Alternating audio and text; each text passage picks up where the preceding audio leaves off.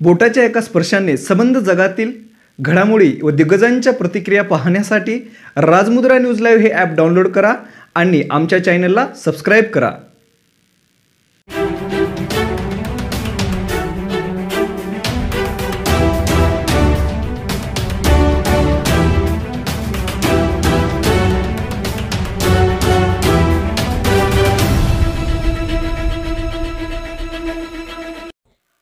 नमस्कार, मी श्रीराम मोटरगे। राजमुद्रा news live मध्ये तुमचं स्वागत। पाहूयात आजच्या ठळक घडामोडी। मुख्यमंत्री उद्धव ठाकरे यांनी साधला महाराष्ट्रातील जनतेशी संवाद।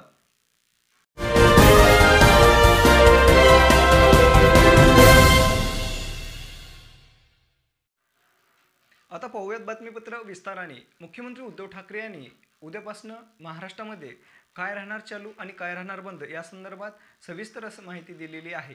त्याबरोबरच महाराष्ट्रात निर्बंध कसे राहणार आहेत, काय दंडात्मक कारवाई होणार आहे, उपचार पद्धतीमध्ये सुधारणा होणार का या संदर्भात महाराष्ट्रातील जनतेशी संवाद साधत दिली आहे। माझ्या महाराष्ट्रातील बांधवांनो, भगिनींनो आणि मातांनो, नमस्कार, जय महाराष्ट्र। सर्वप्रथम मी आपल्याला गुढीपाडव्याच्या शुभेच्छा देतो। आजपासून आपलं नवीन वर्ष सुरू होत आहे। खरं म्हणजे या शुभेच्छा आज सकाळीच मी आपल्याला दिलेल्या आहेत, पण प्रत्यक्ष आज आत्ता भेटून पुन्हा एकदा शुभेच्छा देतोय। गेल्याही वर्षी आपण गुढीपाडव्याच्या शुभेच्छा दिल्या होत्या आणि त्या सुमारास साधारणतः एक आपण अशी आशा व्यक्त केली होती, एक प्रार्थना केली होती की पुढचा गुढीपाडवा जो आहे म्हणजे आजचा, हा कोविड मुक्त वर्षाची सुरुवात करणारा असू दे। मधल्या काळामध्ये तशी परिस्थिती नक्की आपण निर्माण केली होती। त्याचं श्रेय मी आपल्या शासकीय यंत्रणा म्हणजे मग डॉक्टर्स, आरोग्य कर्मचारी, पोलीस वगैरे, महसूल यांच्या बरोबरीने आपल्याला सुद्धा त्याचं श्रेय देतोय। साधारणतः डिसेंबर, जानेवारी, फेब्रुवारीपर्यंत आपण कोविडवरती चांगलं नियंत्रण मिळवलं होतं। मग गेल्या वर्षीचा गुढीपाडवा म्हणजे साधारणतः हाच काळ आणि या वर्षीचा याच्यामध्ये नक्की फरक काय झालेला आहे? फरक खूप झालेला आहे। मधल्या काळात जे आपल्याला वाटत होतं की हे युद्ध आपण जिंकत आलेलो आहोत, त्या युद्धाला पुन्हा एकदा सुरुवात झालेली आहे आणि ही सुरुवात अशी तशी नाही आहे, तर फार भयानक पद्धतीने ही रुग्णवाढ झालेली आहे। भयानक पद्धतीने म्हणजे आजचा जो आकडा आहे रुग्णांचा, तो आजपर्यंतचा सगळ्यात उच्चांक गाठणारा हा आकडा आहे। जवळपास 60,212 एवढे कोविड पॉझिटिव्ह रुग्ण आज आपल्या राज्यामध्ये नोंदवले गेलेले आहेत। 60,212 म्हणजे फार भीतीदायक ही परिस्थिती आहे। त्याच वेळेला मी आणखीन गोष्ट आपल्याला सांगू इच्छितो की साधारणतः गेल्या वर्षी जेव्हा कोविडने आपल्या राज्यामध्ये किंबहुना आपल्या देशामध्ये पहिलं पाऊल टाकलं, तेव्हा आरोग्य सुविधा काय होत्या मी वेळोवेळी आपल्याला कल्पना दिलेली आहे। कोविडसाठी चाचणी करणारी जी लॅब आपण म्हणतो ती आपल्या राज्यात 1 किंवा 2च होत्या। आज सर्व मिळून जवळपास 523 चाचणी केंद्र आपल्या राज्यामध्ये आहेत। आता तुम्ही म्हणाल तुम्ही 523 सुरू केलेत, ते केलेलीच आहेत, पण तरी देखील चाचणीसाठी आणि चाचणीचे रिपोर्ट यायला उशीर लागतोय। कारण सरळ आहे की आता त्या वाढवलेल्या सुविधा सुद्धा आपल्याला अपुऱ्या पडायला लागलेल्या आहेत। प्रत्येक गोष्टीची एक क्षमता असते, त्या क्षमतेपेक्षा अधिक भार जर कोणत्याही यंत्रणेवरती पडला किंवा टाकला तर साहजिकच आहे काही काळ हे असं चालत राहील आणि मग काही काळानंतर ती यंत्रणा कोलमडून पडेल। आज आपल्या चाचणी केंद्रांवरती प्रचंड ओझं आलेलं आहे। रोजच्या रोज आपण चाचण्यांची संख्या वाढवतो आहोत। साधारणतः 85,000 करत होतो, ते आता 2.25 लाखापर्यंत गेलेले आहे। अजूनही वाढवतो आहोत। मुंबईमध्ये सुद्धा आपण खूप वाढ केलेली आहे। कोविड केअर सेंटर्स गेल्या वेळेला साधारणतः 2600 होते, 2665, आता 4000च्या आसपास आपण केलेले आहेत। बेड्सची संख्या वाढवलेली आहे। बेड्ससुद्धा मी बघतो इकडे की गेल्या वेळेला किती होते, गेल्या वेळेला साधारणतः 3.25 लाख होते, आता 3.5 लाखाच्या वरती गेलेले आहेत। म्हणजे याच्यामध्ये सगळे आले, आयसोलेशन बेड्स आले, व्हेंटिलेटरचे आले, साधारणतः मध्यम लक्षणाचे आले, सगळेच. पण आता या सुविधांवरती भार यायला लागलेला आहे. मधल्या काळात आपल्याला कल्पना आहे की आपण MPSC 10वी आणि 12वी या विद्यार्थ्यांच्या आयुष्याची खेळ व्हायला नको म्हणून ह्या परीक्षा आपण पुढे ढकललेल्या आहेत. या परीक्षा आपण पुढे ढकलू शकलो. कोविडची लाट कमी झाल्यानंतर ते आपण घेऊ शकतो. पण आपली जी परीक्षा सुरू आहे ती परीक्षा मात्र आपण पुढे ढकलू शकत नाही. माझे तर म्हणणे लवकरात लवकर त्याच्यामध्ये आपल्याला उत्तीर्णच व्हावंच लागेल. आज चहूबाजूने आपल्यावरती दडपण येते, ऑक्सिजनची कमतरता जाणवते. मी मुद्दामून आपल्याला हे सांगतोय याचं कारण की मी गेले काही दिवस समाजातील प्रत्येक घटकाला सोबत घेण्याचा प्रयत्न करतो आहे, त्यांच्याशी चर्चा संवाद करण्याचा प्रयत्न करतो आहे, सगळ्यांचं एकमत करण्याचा प्रयत्न करतो आहे. साहजिकच आहे, मतमतांतरही असणारच. पण ही मतमतांतरं किती काळ आपण चर्चा करत बसायची? चर्चा निष्पन्न काहीच नाही. हे आता परवडणारं नाही आहे. कारण हा जो कालावधी आहे, हा जो वेळ आहे, हा एकदा जर का आपल्या हातातून निघून गेला तर मग आपल्या मदतीला कोणी येऊ शकणार नाही. आणि ही सगळी परिस्थिती आता मी जी तुम्हाला सांगतो आहे, साधारणतः आज आपल्या राज्यामध्ये 1200 मेट्रिक टन ऑक्सिजनचं उत्पादन दर दिवशी होतं. 1200 मेट्रिक टन.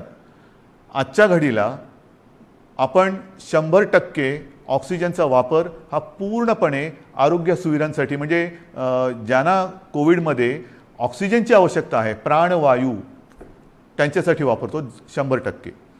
आणि हा वापर जर 1200 मेट्रिक टन आपला रोजचा उत्पादनाचा आकडा मी आपल्याला सांगितला तर साधारणतः आजच आपण 950 ते 1000 टन प्रतिदिन एवढा ऑक्सिजन कोविड रुग्णांसाठी वापरतो आहोत. म्हणजे किती आपण काठोकाठ आलो ते बघा. बेड्स मिळत नाही आहेत, ऑक्सिजन आत्ता अपुरा पडायला लागलेला आहे. रेमडेसिवीर औषधांची प्रचंड मागणी वाढलेली आहे. रेमडेसिवीरचं सुद्धा मधल्या काळामध्ये मागणी एकदम खाली गेली आणि ती खाली गेल्यानंतर कंपन्यांनी उत्पादन जवळपास कमी केलं किंवा ना थांबवलं. अचानक मागणी वाढली आणि मागणी वाढल्यानंतर हे औषध पुन्हा तयार करायला साधारणतः त्याला, हे त्यांच्या शब्दात जे मला थोडंफार कळतं आहे, समजतं ते मी तुम्हाला सांगतोय की ते औषध मॅच्युअर व्हायला 2 ते 3 आठवडे लागतात. आता तेवढा कालावधी त्याला द्यावा लागतो. आता हळूहळू हा पुरवठा आपल्याकडे सुरू झालेला आहे. आपण ही औषधं कुठेही कमी पडू देणार नाही. जिथून मिळतील तिथून आपण घेतो आहोत. ऑक्सिजनसुद्धा मी मुद्दामून आपल्याला हा नकाशा आपल्यासमोर दाखवतो आहे. केंद्राकडे आपण विनंती केलेली आहे. एक 4-5 दिवसापूर्वी माननीय पंतप्रधानांसमवेत जी व्हिडिओ कॉन्फरन्स झाली त्या व्हिडिओ कॉन्फरन्समध्ये सुद्धा ही परिस्थिती मी त्यांना सांगितली. साहजिकच आहे, पंतप्रधान आहेत त्याच्यामुळे मी काही वेगळं सांगण्याची आवश्यकता नाही. रोजच्या रोज त्यांच्याकडे हा अहवाल जातो आहे. रुग्णसंख्या किती आहे, एकही रुग्णसंख्या किंवा मृत्यू आपण लपवत नाही आहोत, हे तर तुम्हाला पहिल्यापासून माहिती आहे. पारदर्शकपणाने सगळ्या गोष्टीला तोंड देतो आहोत, धाडसाने तोंड देतो आहोत, हे महत्त्वाचं आहे. काही लपवत नाही आहे. आणि म्हणून मी त्यांना विनंती केली की पंतप्रधान महोदय, की आम्हाला आत्ताची जी काय परिस्थिती आहे ती पाहिल्यानंतर येत्या काही काळामध्ये ऑक्सिजनची आवश्यकता लागणार आहे. आमच्या इथे जे कारखाने आहेत किंवा जे उद्योग आहेत त्यांना मी विनंती केलेली आहे, त्यांनी तसं कबूल केलेलं आहे. त्यांच्या क्षमतेप्रमाणे ते आपल्याला ऑक्सिजन द्यायला त्यांनी सुरुवातही केलेली आहे.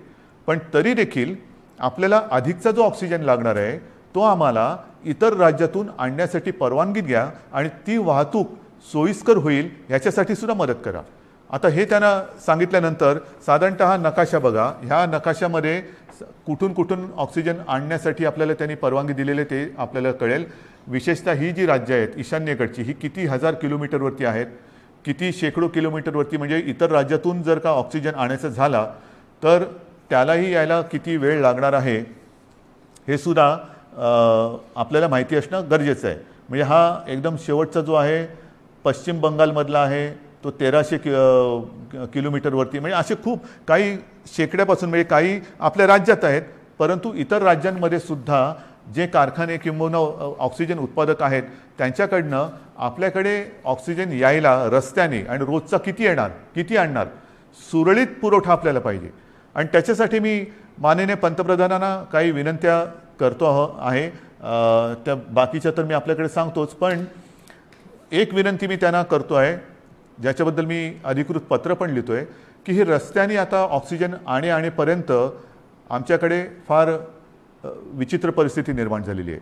मला कल्पना नाही असं करता येणं शक्य आहे का. असेल तर आपल्याला लष्करी तज्ज्ञांची मदत घेऊन जर हवाई वाहतुकीने आमच्याकडे ऑक्सिजन आणू शकलो आपण आणि आणू शकत असू तर कृपा करून आम्हाला नुसती परवानगी नाही तर एअरफोर्सला सांगून आम्हाला मदत करायचे तसे आदेश द्या.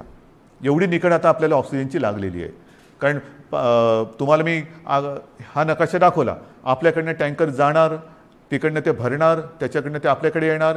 कदाचित तिथे जरी टँकर्स मिळाले तरी तिथे ते टँकर भरले जाणार आणि आपल्याकडे येणार. पुन्हा इकडे आणून एका वेळेला किती आणणार, आणखीन ऑक्सिजन लागणार. मग रोजची ही वाहतूक आपल्याला सुरू ठेवावी लागणार. रोज आपल्याला ऑक्सिजनचा हा पुरवठा लागणार आहे, रोज आपल्याला रेमडेसिवीरचा पुरवठा लागणार आहे. आणि ही सगळी परिस्थिती बघितल्यानंतर मग मात्र आपल्याला ही आपत्कालीन परिस्थिती आहेच ही धरून हवाई वाहतुकीने लष्कराच्या मदतीने सुद्धा जर करता येणं शक्य असेल तर कृपा करून तशी मदत आम्हाला करावी अशी विनंती मी आपल्या माध्यमातून सुद्धा, म्हणजे आता या फेसबुक लाईव्हच्या माध्यमातून आणि मी स्वतः व्यक्तिगत फोनही करीन आणि पत्रसुद्धा लिहितो आहे. तर ही एक मागणी आहे. तसंच आणखीन 1-2 मागण्या ज्या मला काही वर्गाने केलेल्या आहेत त्यासुद्धा मी वाचूनच दाखवतो, की साधारणतः मार्च महिन्यामध्ये GSTचा परतावा दाखल करण्याची मुदत असते. ती मुदत लघु आणि मध्यम उद्योजकांसाठी आणखीन 3 महिन्यांनी वाढवावी अशी मी विनंती माननीय पंतप्रधानांना करतोय. की आता हे सगळे संकटातच आहोत आपण. हे संकट ही आपत्ती आहे. या आपत्तीमध्ये आपणच यांना सांभाळून घ्यायला पाहिजे. कारण इतर वेळेला अर्थचक्र चालवणारी हीच लोक आहेत. उद्योगधंदे राहिले पाहिजेत, रोजीरोटी राहिली पाहिजे, नाहीतर मग जगायचं कशासाठी. तर त्यांना थोडासा एक आधार देण्यासाठी GSTचा जो एक परतावा आहे तो त्याला 3 महिन्यांनी तरी किमान मुदतवाढ द्यावी अशी मी माननीय पंतप्रधानांना विनंती करतो आहे. नंतर जसे आपण बघत असतो की भूकंप होतो, काही वेळेला अतिवृष्टी होते, पूर येतो, मग ती नैसर्गिक आपत्ती आपण जाहीर करतो. नैसर्गिक आपत्ती जाहीर केल्यानंतर मग त्याच्यामधले जे काही निकष असतात त्या निकषच्या अनुषंगाने आपण वैयक्तिक मदत ही करत असतो. तर ही सुद्धा एक नैसर्गिक आपत्ती आहे, ती तर आपण सगळ्यांनीच मानलेली आहे. पण ह्या नैसर्गिक आपत्तीमध्ये जसं इतर नैसर्गिक आपत्तीमध्ये जे निकष आपण लावतो आणि विशेषतः ज्यांची रोजीरोटी ही ह्याच्यामध्ये थोडीशी हल्लेली आहे म्हणा, किंबहुना जाण्याची शक्यता निर्माण झालेली आहे, त्यांच्या रोजीरोटीवरती गदा किंबहुना संकटात सापडलेली आहे, अशा लोकांना व्यक्तिगत मदत आपण काय करू शकतो ती मदतसुद्धा द्यावी अशी मी माननीय पंतप्रधानांकडे विनंती करतो आहे. याचं कारण असं की ही आपत्ती ही फार विचित्र आहे. याच्यावरती अजूनही म्हटलं तर औषध सापडलेलं तर नाहीच आहे, पण लस ही सापडलेली आहे.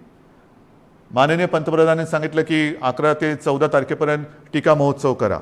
आहे, माझं तर म्हणणं केवळ 4च दिवस नाही, आमच्याकडे आम्ही लसीकरणाचा वेग हा मोठ्या प्रमाणावरती वाढवलेला आहे. पुन्हा मी त्या लस किती मिळते आणि किती ह्या राजकारणात जाऊ इच्छित नाही, पण लसीकरण हे वाढवावंच लागेल. लसीकरण का वाढवायचं, तर लसीकरण केल्यानंतर ह्या लाटेतून बाहेर पडू का नाही. कारण लस दिल्यानंतर सुद्धा प्रतिकारक शक्ती यायला काही दिवस जावे लागतात. नक्कीच आत्ताची लाट ही प्रचंड मोठी आहे. या लाटेतून आपल्याला काही गोष्टी मी पुढे सांगणार आहेत त्या करूनच बाहेर पडावं लागेल.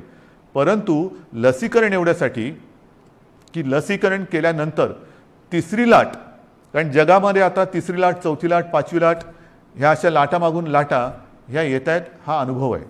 जसं ब्रिटननी काय केलं, 2.5 ते 3 महिने अत्यंत कडक निर्बंध लावले, लॉकडाऊन केला.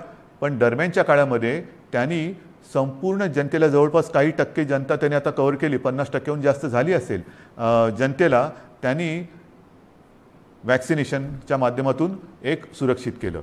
लसीचा पहिला डोस देऊन टाकला आणि तो दिल्यानंतर आत्ताचं तिथलं जे चित्र आहे, हॉस्पिटलायझेशन बरंचसं कमी झालेलं आहे, मृत्यूदर हा घटलेला आहे.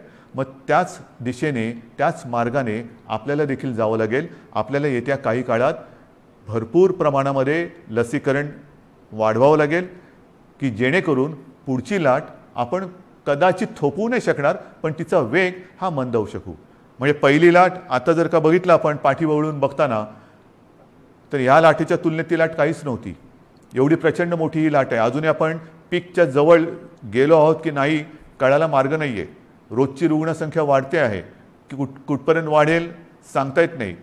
एक वेगळेपण मी आपल्याला सांगतो की गेल्या वर्षीसुद्धा जेव्हा कोविडची सुरुवात झाली तेव्हा साधारणतः आपण एक चित्र समोर ठेवत असतो की आज एवढी रुग्णसंख्या आहे तर 15 दिवसानंतर रुग्णसंख्येत किती वाढ होईल, रुग्णवाढ किती होईल, महिन्याभरानंतर रुग्णवाढ किती होईल, आणखीन अशीच रुग्णवाढ राहिली, हाच वेग राहिला तर किती दिवसात किती रुग्णवाढ होईल. आणि मी आपल्याला सांगू इच्छितो, गेल्या वर्षी केवळ आपल्या आणि आपल्याच जिद्दीमुळे आणि आपल्या संयमाने, आपल्या सहकार्यामुळे जे काही चित्र आपल्याला दाखवलं गेलं होतं तेवढी लाट आपण येऊ दिली नव्हती. त्यापेक्षा कितीतरी खाली आपण कोविडला ठेवला होता. म्हणजेच काय, आपण एकदा हे करून दाखवलेलं आहे. होय, एकदा आपण हे करून दाखवलेलं आहे, कोविडवरती नियंत्रण मिळवून दाखवलेलं आहे.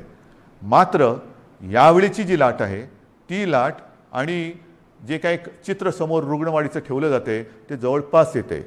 म्हणजे जी अपेक्षित रुग्णवाढ 15 दिवसांनी किती होईल, महिनाभरानंतर किती होईल, हे जे काय सांगितलं जाते ते चित्र हे यावेळेचं जवळपास सारखं आहे. गेल्या वेळेला जेवढी आपण आरोग्य सुविधा वाढवली की आरोग्य सुविधा नाही म्हटलं तरी तोकडी पडताना आपल्याला आता दिसते, आपण अनुभवतो आहोत. पण म्हणून आपण काही स्वस्थ नाही बसलेलो, आपण हातपाय गाळून अजिबात बसलेलो नाही, बसणारच नाही. जिद्दीने आपण लढणार आणि जिंकणारच, जिंकायचंच ही जिद्द घेऊनच आपण युद्ध लढतो आहोत. आज सुद्धा मी जे काय आपल्याला सांगणार आहे ते का पाहिजे. एक तर ही रुग्णवाढ भयावह आहे, भीतीदायक आहे. ऑक्सिजनचा उपयोग आपल्याला जास्त करावा लागतोय कारण तेवढी रुग्णसंख्या वाढते. ऑक्सिजनची कमतरता ही आता जाणवायला लागलेली आहे, औषधांची कमतरता ही जाणवायला लागलेली आहे, रुग्णशय्यांची कमतरता ही आता दिसायला लागलेली आहे. आपण येत्या काळामध्ये पुन्हा एकदा आरोग्य सुविधा आणखीन वाढवतो आहोत. मुंबईत वाढवतोय, विदर्भात वाढवतोय, पुण्यात वाढवतोय, सगळीकडे वाढवतो आहोत. जिथे जिथे जे जे करता येणं शक्य असेल ते आपण सगळे मिळून करतो आहोत. मग तिकडे ऑक्सिजनचे बेड्स वाढवायची आवश्यकता असेल तर ते वाढवतो आहोत, व्हेंटिलेटर्स वाढवण्याची आवश्यकता असेल तर ते वाढवतो आहोत, आयसोलेशन बेड्स वाढवण्याची आवश्यकता असेल ते वाढवतो आहोत, क्वारंटाईन वाढवण्याची आवश्यकता असेल ते वाढवतो आहोत. पण हे एकतर्फी झालं. एकतर्फी म्हणजे असं की त्याला अजून दोन गोष्टी आहेत. ही आरोग्य सुविधा वाढवल्यानंतर प्रत्यक्ष उपचार करण्यासाठी आपल्याला डॉक्टर्स लागणार. डॉक्टर्ससाठी सुद्धा आपले प्रयत्न चालू आहेत. आत्ता नवीन जे विद्यार्थी आपले उत्तीर्ण झालेले आहेत त्यांना आपण आवाहन करतो आहोत की तुम्ही पण या. त्यांचीसुद्धा आपण आरोग्याची काळजी घेणार आहोत, त्यांनासुद्धा आपल्यासाठी आपल्यासोबत घेणार आहोत. त्याचबरोबरीने मी जसं गेल्या वर्षी एक आवाहन केलं होतं की निवृत्त झालेले काही डॉक्टर्स किंवा डॉक्टर कधी तसे निवृत्त होतच नाहीत, पण परिचारिका असतील, आरोग्य कर्मचारी असतील, त्यांनासुद्धा मी आवाहन करतो आहे की तुम्हीसुद्धा पुन्हा एकदा ह्या महाराष्ट्रावरती कोसळलेल्या नैसर्गिक संकटात मदतीला, नुसतं मदतीला नाही मी म्हणत, लढायला पुढे या, लढण्यासाठी पुढे या. सर्व स्वयंसेवी संस्था आहेत, सेवाभावी संस्था आहेत, व्यक्ती आहेत, त्यांनासुद्धा मी आवाहन करतो आहे की आता वेळ आलेली आहे, तुम्हीसुद्धा या. जे जे आपण करता येणं शक्य असेल आणि जे जे तुम्ही करू शकाल ते करण्यासाठी आणि हे युद्ध जिंकण्यासाठी तुम्ही सरकारच्या सोबत या. बांधवांनो आणि भगिनीनो, ही उणीधुणी काढण्याची वेळ नाही आहे. मी गेल्याही वेळेला सांगितलं होतं, सर्व राजकीय पक्षांना पुन्हा एकदा आवाहन करतो आहे की उणीधुणी काढत बसू नका. आता जर का उणीधुणी काढत बसलो तर महाराष्ट्र आपल्याला माफ नाही करणार.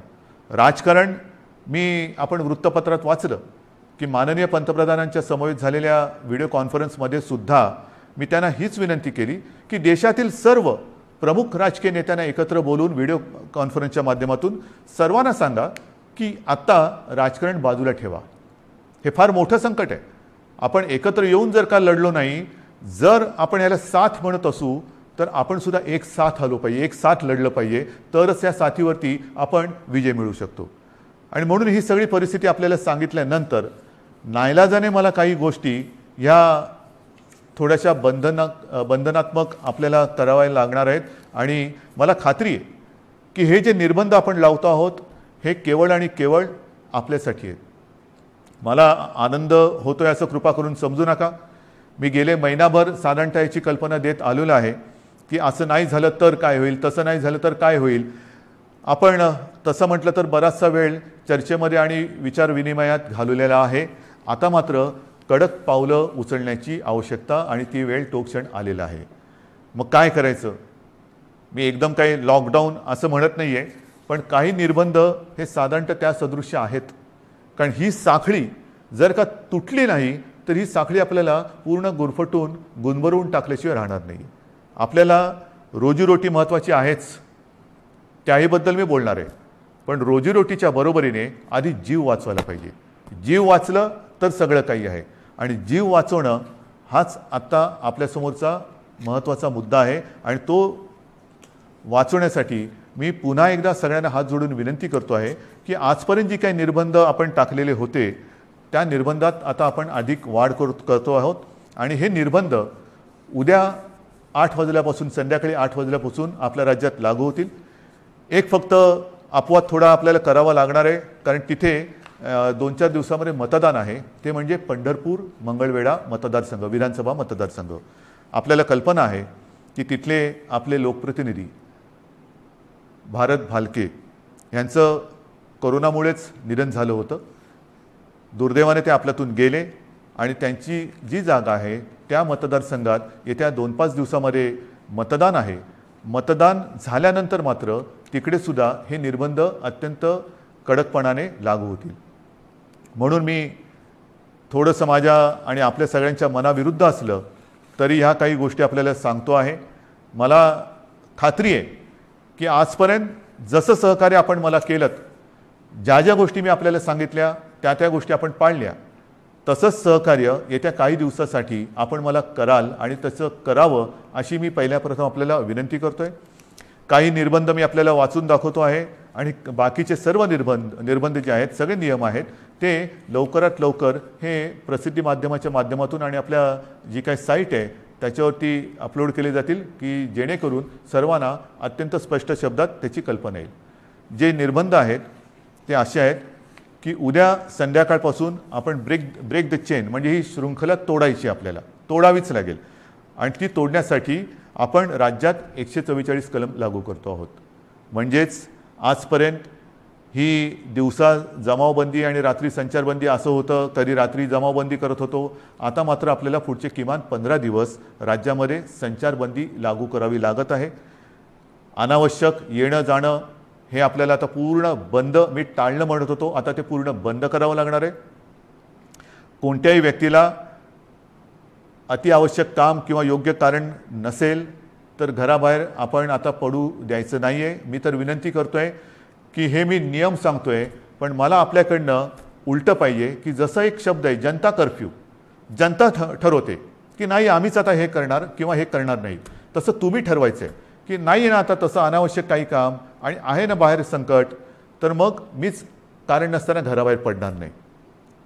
मी आता करोनाला मदत करणार नाही, मी सरकारला मदत करणार, मी माझ्या नागरिकांना मदत करणार. आपल्याला आता प्रत्येकाने ठरवलं पाहिजे की कोणाला मदत करायची, करोनाला मदत करायची की करोना विरुद्ध लढणाऱ्या सरकारला आणि माझ्या माता भगिनींना आणि बांधवांना मदत करायची. हा निर्णय आता ज्याने त्यांनी घ्यायचा आहे की करोनाला मदत करणारे कोण आहेत आणि करोना विरुद्ध लढणारे कोण आहेत, करोना दूत कोण आहेत आणि कोविड योद्धे कोण आहेत, हे आता आपल्याला आता कळणार आहे. आणि म्हणून मला असं वाटतं की काही गोष्टी ज्या आहेत त्याच्यात आवश्यक कॅटेगरी सेवा व उपक्रम वगळून सर्व आस्थापना, सार्वजनिक ठिकाणे, इतर सेवा बंद राहतील. सकाळी 7 ते रात्री 8, सकाळी 7 ते रात्री 8 ह्या काळामध्ये आपण अत्यावश्यक सेवा ज्या आहेत त्या चालू ठेवणार आहोत. एक गोष्ट मी मुद्दामून सांगतोय की आपण सार्वजनिक वाहतूक व्यवस्था बंद करत नाही आहोत, म्हणजे लोकल्स बंद करत नाही आहोत, बस सेवा बंद करत नाही आहोत. मात्र त्या केवळ आणि केवळ अतिआवश्यक कामासाठीच वापरल्या जातील. आणि त्यातून त्या चालू का ठेवतोय तर जीवनावश्यक सेवा सुविधा देणारा जो कर्मचारी वर्ग आहे त्याचं येणं जाणं, कारण त्या जर का बंद पडल्या म्हणजे पाणी आहे, आपले सफाई कामगार आहेत, त्यांना कुठेही तसं आपण सांगू शकत नाही वर्क फ्रॉम होम, घरी राहा आणि शहर स्वच्छ करा, घरी राहा आणि शहराचा पाणी पुरवठा सुरळीत ठेवा, नाही, त्यांना संकट असो वा नसो आपल्यासाठी आपल्याला सेवा सुविधा देण्यासाठी रोज कामावर यावंच लागणार आहे आणि म्हणून त्यांची ये जा ही सुलभतेने व्हावी म्हणून आपण पब्लिक ट्रान्सपोर्ट हे चालू ठेवतो आहोत आणि त्याच्यामध्ये सुद्धा आवश्यक कॅटेगरी कोणती धरलेली आपण साहजिकच आहे रुग्णालय आहेत दवाखाने आहेत वैद्यकीय विमा औषधी कंपन्या औषधी दुकाने वैद्यकीय सेवा देणारे काही डीलर्स आहेत वाहतूक सप्लाय चेन आहे लस उत्पादक व वाहतूक करणारे कारण लस उत्पादक त्यांच्यासाठी वायल्स लागतात त्यांचे कारखाने उघडे राहतील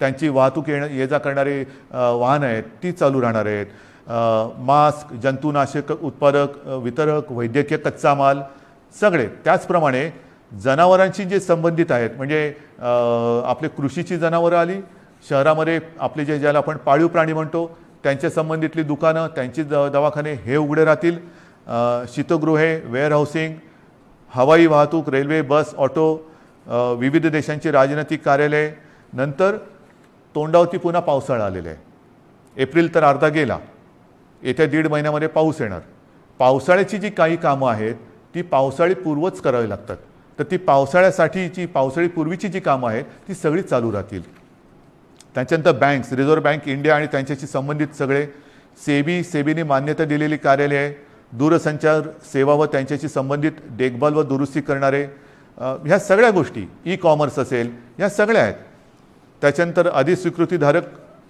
पत्रकार त्यांनासुद्धा आपण यातनं त्यांना मुभा दिलेली आहे जाण्या येण्याची पेट्रोल पंप चालू राहतील पेट्रोलियम उत्पादन आहेत कार्गो सेवा डेटा सेंटर्स IT सेवा शासकीय व खाजगी सुरक्षा मंडळं ह्या सगळ्या गोष्टी ह्या आपण चालू ठेवतो हे आहेत बरंचसं आहेत बऱ्याच गोष्टी आहेत त्याची संपूर्ण मी आता वाचत नाही आहे पण ह्या गोष्टी ह्या प्रसिद्धी माध्यमाच्या माध्यमातून आपल्याकडे येतील त्याबरोबर आता अपलोड पण केल्या जातील तेवढ्या आणि तेवढ्याच चालू राहतील बाकीची कृपा करून मी आपल्याला विनंती करतो आहे की ह्या सेवा किंवा इतर काही आपली वाहतूक आहे ती बंद राहणार आहे बांधकामामध्ये सुद्धा आणि इतर जे काही उद्योग आहेत त्यांनासुद्धा मी सांगतोय की तुम्हीसुद्धा जिथे जिथे तुमच्या साईट्स आहेत एक तर त्या साईटवरती तुमच्याकडे सुविधा असेल तर तुमच्या कर्मचाऱ्यांची सोय तिथल्या तिथे करा त्यांना उगाचच तिथून त्यांच्या घरी त्यांच्या घरातून तिथे म्हणजे कोविडची ये जा जशी व्हावी तशी त्यांची ये जा होऊ देऊ नका त्यांच्या माध्यमातून कुठे कोविड पसरू देऊ नका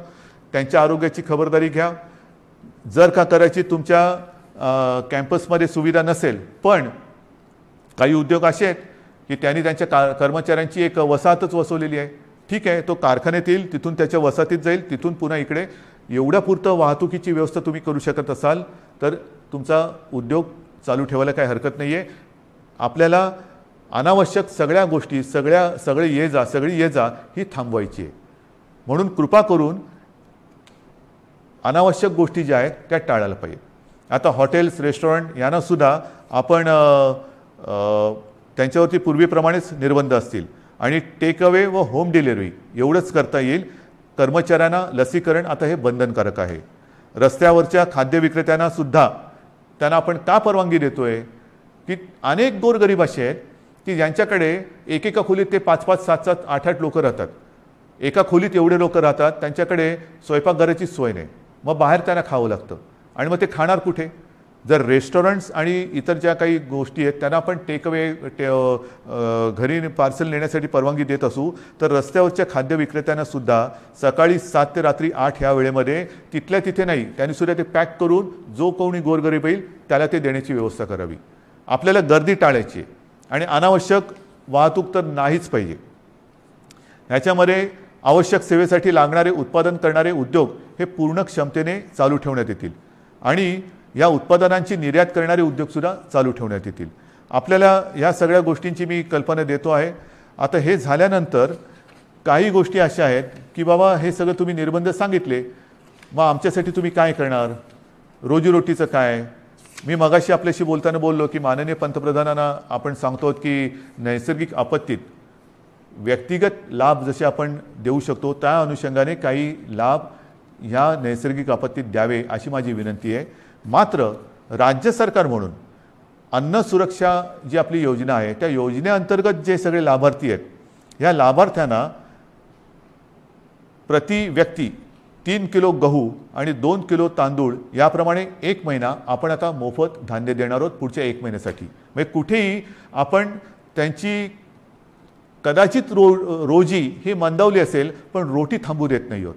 त्यांच्यासाठी अन्नधान्याची व्यवस्था आपण करतो आहोत आणि याच्यामध्ये नोंद केलेले जे आपल्याकडे लाभार्थी आहेत त्यांची संख्या साधारणतः 7 कोटी आहेत. म्हणजे 7 कोटी जे आपले नागरिक आहेत ह्या वर्गात मोडणारे, त्यांना आपण पुढच्या महिन्यामध्ये म्हणजे आजपासून जेव्हापासून ही बंधन उद्यापासून सुरू होतील 1 महिना प्रत्येकी 3 किलो गहू आणि 2 किलो तांदूळ याप्रमाणे 1 महिना मोफत आपण धान्य देणार आहोत. तसंच आपल्याला सर्वांना कल्पना आहे, सरकार आल्यानंतर आपण 10 रुपयात शिवभोजन थाळी ही गोरगरिबांसाठी सुरू करण्याची योजना जाहीर केली. ती जाहीर केली, योजना सुरू झाली आणि कोविड आला. मग काय करायचं? तर ही योजना कोविड आल्यानंतर आपण 10 रुपयाची जी एक शिवभोजन थाळी होती ती 5 रुपयावरती आणली आणि साधारणतः मी तोही आकडा सांगितलेला आहे, आतापर्यंत काही कोटी लोकांनी ह्या थाळीचा लाभ घेतलेला आहे. आता आपण ही शिवभोजन योजना जी आहे, ही जी थाळी आहे ती 10 रुपयाची थाळी आपण 5 रुपयात केली होती. आता पुढचा 1 महिना शिवभोजन आपण मोफत देणार आहोत. 2 लाख थाळ्या जवळपास आपण रोज देतो. ह्या 2 लाख थाळ्या म्हणजे हे शिवभोजन आपण हे मोफत देणार आहोत गोरगरिबांसाठी. म्हणजे सांगतात ना की तुम्ही लॉकडाऊन करताय पण रोजीरोटीचं काय? तर रोजी थोडीशी मंदावणार आहे. मी पुन्हा एकदा सांगतो, मला कल्पना आहे, पण रोटी कुठे आपण थांबू देत नाही. ही संपूर्ण व्यवस्था, हा सगळा जो काय मी भार नाही म्हणत, हे कर्तव्य जे आहे ते कर्तव्य आपलं सरकार हे समर्थपणाने सांभाळणारच. भार हा पडणार सरकारवरती, जसा तुमच्यावरती पडतोय तसा सरकारवरती पडतोय, पण सरकार हा आपल्या सगळ्यांच्या आशीर्वादाने भार सोसणार आणि सोसायला ते समर्थ आहे. त्याचप्रमाणे आणखीन काही योजना आहेत. मी आता हे वाचतो. संजय गांधी निराधार योजना श्रावणबाळ आणि केंद्र पुरस्कृत इंदिरा गांधी राष्ट्रीय वृद्धापकाळ निवृत्ती वेतन योजना, इंदिरा गांधी राष्ट्रीय विधवा निवृत्ती वेतन, इंदिरा गांधी राष्ट्रीय दिव्यांग निवृत्ती वेतन योजना, या 5 योजनेतील लाभार्थ्यांना 2 महिन्यांकरता प्रत्येकी 1000 रुपये आर्थिक सहाय्य आपण आगाऊ देतो आहोत. म्हणजे आधी देतो आहोत, नंतर नाही, आत्ता आधी देतो आहोत. आणि ह्याचे साधारणतः लाभार्थी हे किमान 35 लाख आहेत. म्हणजे वरती मी जसं सांगितलं तुम्हाला की दारिद्र्य रेषेखालील कुटुंब आहेत, काही निराधार महिला आहेत, वयोवृद्ध आहेत, दिव्यांग आहेत, असंघटित क्षेत्रातील नागरिक आहेत, कामगार आहेत, रिक्षाचालक आहेत, आदिवासी समाज, यांच्यासाठी आपण 3 किलो गहू आणि 2 किलो तांदूळ ही योजना जाहीर केली. शिवभोजन आपण पुढचा महिनाभर मोफत देतो आहे. त्याच्यानंतर आता ह्या योजना त्याच्यात जो 1000 रुपयांचा जो देणं असतं आपण ते आगाऊ देतो आहोत आणि त्याच्यात 35 लाख लोक आपण त्यांना एक नाही म्हटलं तरी आधार देतो आहोत. नंतर महाराष्ट्र इमारत व इमारत कामगार कल्याणकारी जे मंडळ आहे त्या मंडळामध्ये राज्यातील नोंदणीकृत बांधकाम कामगार जे आहेत त्यांना 1500 रुपये हे 1500 रुपये आपण अर्थसहाय्य देतोय प्रत्येकी. म्हणजे त्याच्यामध्ये साधारणतः 12 लाख पुन्हा लाभार्थी आहेत जे आपल्याकडे नोंदणीकृत आहेत. हे 1500 रुपये आपण त्या बांधकाम वर्गातील कामगारांना देतो आहे. घरेलू कामगार, आता हा एक वेगळा आपण हे करतोय. घरेलू कामगार जे नोंदणीकृत घरेलू कामगार आहेत त्यांच्यासाठी सुद्धा आपण एक निधी देतो आहोत. म्हणजे हा सुद्धा एक मोठा वर्ग आहे तसा जो नोंदणीकृत आहे, त्यांना आपण हा निधी देतो आहोत. त्याच्यानंतर आता पुन्हा तळहातावरती पोट हे ज्यांचं आहे तोच हा वर्ग आहे. त्याच्यामध्ये आणखीन थोडा वर्ग बाकी आहे, तो म्हणजे अधिकृत फेरीवाले. अधिकृत फेरीवाले आहेत. या फेरीवाल्यांसुद्धा आपण एका वेळचे 1500 रुपये प्रत्येकी देतो आहोत. फेरीवाल्यांसाठी जे अधिकृत नोंदणीकृत आहेत फेरीवाले त्यांना देतो आहोत. आणि हे जे देणं आहे हे या फेरीवाल्यांची स्वनिधी योजनेत बँकांकडे नोंदणी असल्यामुळे बँकांमार्फत हे त्यांच्या बँकेत हा जो काही निधी आहे तो त्यांना हस्तांतरण दिलं. ह्याच्यामध्ये जवळपास 5 लाख लाभार्थी आहेत. तसंच आपले रिक्षाचालक आहेत, कारण सगळंच बंद केल्यानंतर रिक्षाचालकांनी काय करायचं, तर ह्याच्यामध्ये सुद्धा जे परवानाधारक रिक्षाचालक आहेत त्या रिक्षाचालकांना सुद्धा एका वेळेचं आपण 1500 रुपये हे देतो आहोत. आता याच्यामध्ये सुद्धा साधारणतः 12 लाख लाभार्थी आहेत. म्हणजे तुम्ही बघत जा, 7 कोटी, 35 लाख, 12 लाख, 5 लाख, 15 लाख, आपण जे जे करता येणं शक्य असेल ते करतो आहोत. माझ्या आदिवासी समाजासाठी सुद्धा खावटी योजनेचा लाभ घेत असलेल्या आदिवासी कुटुंबांना प्रति कुटुंब आपण एका वेळेचं 2000 रुपये हे आर्थिक सहाय्य देतो आहे. ह्याच्यामध्ये सुद्धा आता लाभार्थी 12 लाख आहेत. म्हणजे आपण जेवढं करता येणं शक्य असेल तेवढं करतो आहोत. हे आत्ताच्या घडीला हे आपण जे पटकन करता येणं शक्य आहोत ते करतो आहोत. त्याच्यानंतर आता ह्या टाळेबंदी हा शब्द वापरायचा न वापरायचा, पण ही जी काही निर्बंध आहेत त्या काळामध्ये आपल्याला कोविडवरची उपाययोजना जी आहे त्याच्यामध्ये इतर काही सुविधा वाढवायच्या आहेत. त्याच्यानंतर औषधं खरेदी आली, व्हेंटिलेटर्स खरेदी करणं आलं, सुविधा आली, सुविधांची उभारणी आली, त्याच्यासाठी काही पैसे लागतात. तर त्याच्यासाठी आपल्या जिल्हाधिकारी त्यांना काही पैसे आपल्याला त्यांच्याकडे देऊन ठेवावे लागतात की तुम्हाला आवश्यकतेनुसार, कारण पटकन आता रुग्ण आला आणि काही गरज लागली तर विचारत बसायचं नाही, जे जे करता येणं आवश्यक आहे ते तिकडे करायचं. आणि त्यांच्यासाठी सुद्धा आपण साधारणतः 3,300 कोटी फक्त आणि फक्त कोविडसाठी म्हणून बाजूला काढून ठेवतो.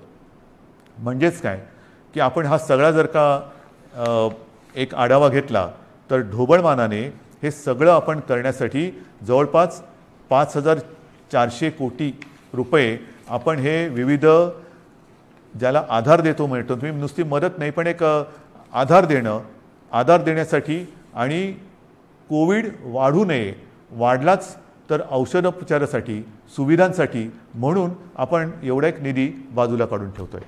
आणि म्हणून मला असं वाटतं बांधवांनो आणि भगिनींनो, मी सगळी परिस्थिती आहे ही आपल्यासमोर ठेवलेली आहे.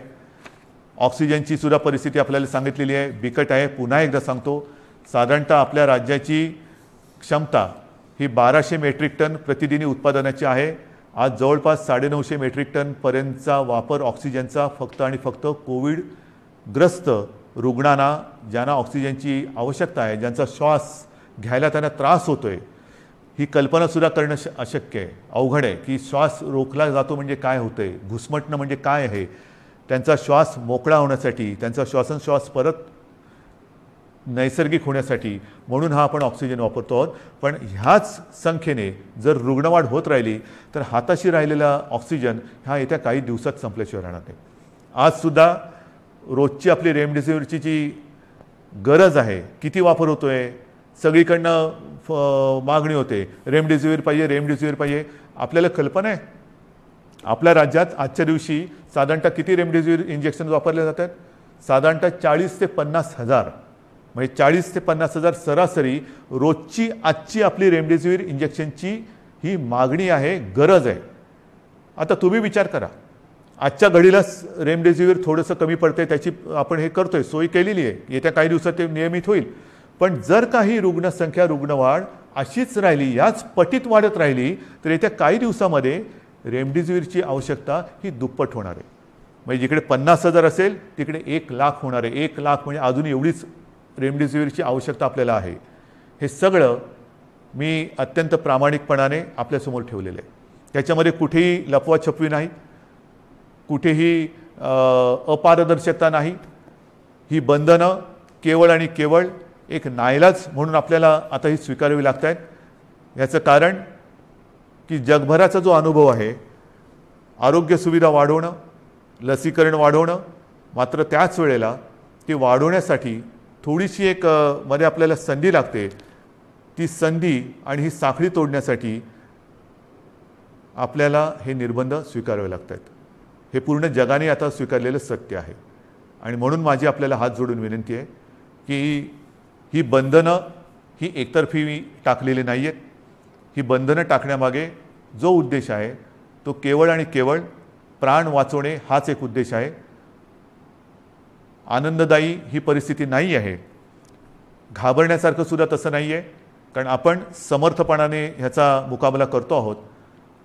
आजपर्यंत जे सहकार्य आपण मला केलं, जसं मला आपल्या कुटुंबातील एक आपण मानता, त्याच तळमळीने आणि त्याच प्रेमाने आणि त्याच आपुलकीने माझ्यावरती मी पुन्हा सांगतो, टीका करणारे किती करत असले तरी त्या टीकेची पर्वा न करता आपल्याशी जी माझी बांधिलकी आहे त्या बांधिलकीला स्मरून आणि तिला जागून मी केवळ आणि केवळ माझ्या राज्याच्या, माझ्या माता भगिनींच्या, माझ्या बांधवांच्या हितासाठी ही निर्बंध आपल्यावरती थोडीशी लादत आहे.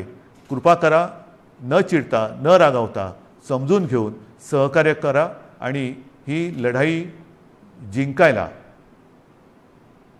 नुसती मदत नाही तर मी पुन्हा एकदा सांगतो की आपण सगळे सैनिक म्हणून सोबत या आणि ही लढाई जिंकायचीच या जिद्दीने पुन्हा एकदा कंबर कसून कोविड भगाव ह्या पद्धतीने आपल्याला आता हे करावं लागेल. आजपर्यंत जसं सहकार्य केलं तसंच सहकार्य यापुढेही अपेक्षित आहे. सर्वांना धन्यवाद देतो. जय हिंद, जय महाराष्ट्र. ताज्या घडामोडी पाहण्यासाठी राजमुद्रा न्यूज लाईव्हला सबस्क्राईब करा, बेल आयकॉन